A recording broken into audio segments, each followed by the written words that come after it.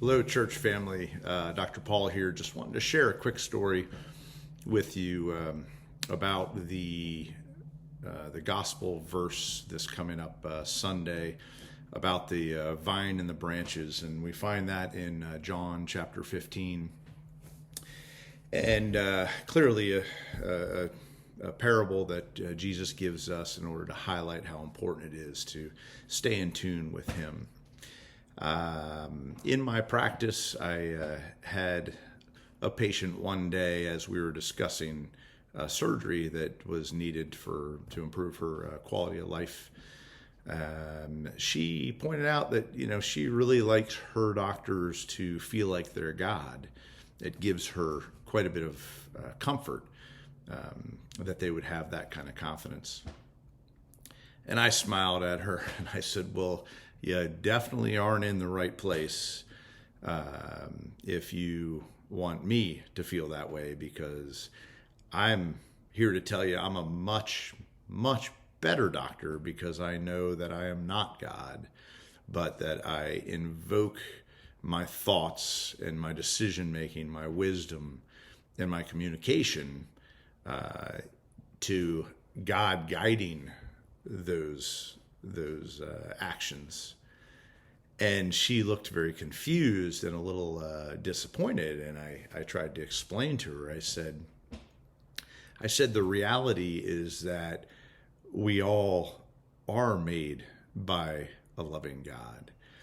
And not only does He know how He made us and what He made us for, but He absolutely wants us to cling to Him, to reach to Him. And of course, in the example of the vine and the branches, to recognize that He truly is the root. He's the source that we are able to accomplish all things well and to the best that we were created for, once or only when we stay connected to Him and allow ourselves to depend on Him.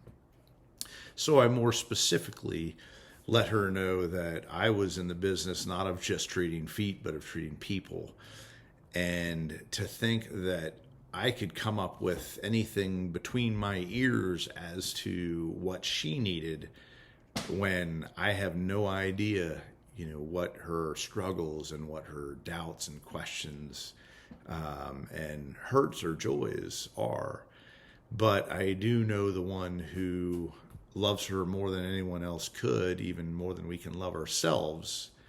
And I recognize that when I open myself up to God's direction, not only will He help me make better, more focused, proper decisions on the physical ailments that are before me with this person, but also with arguably the more important things, and that's to treat that invaluable soul that sits in front of me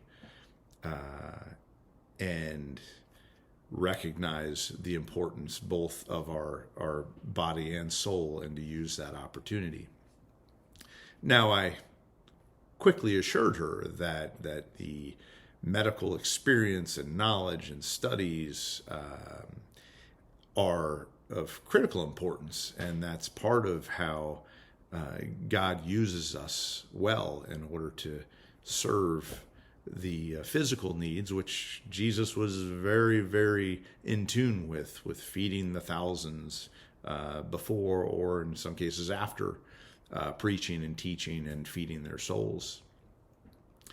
And so I use that as an example that I would encourage anyone to just stop for a second, pause, go into that classroom of silence, and ask that, and recognize, be humbled by the fact that once we open ourselves up to receive God's direction in order to be entirely better, quite honestly, in the parable of the vine and the branches, is He points out we can do nothing unless we stay connected to that branch. And I would offer that whatever we do without tapping into that eternal wisdom, which, again, consider how foolish it is when that's being offered to us at all times,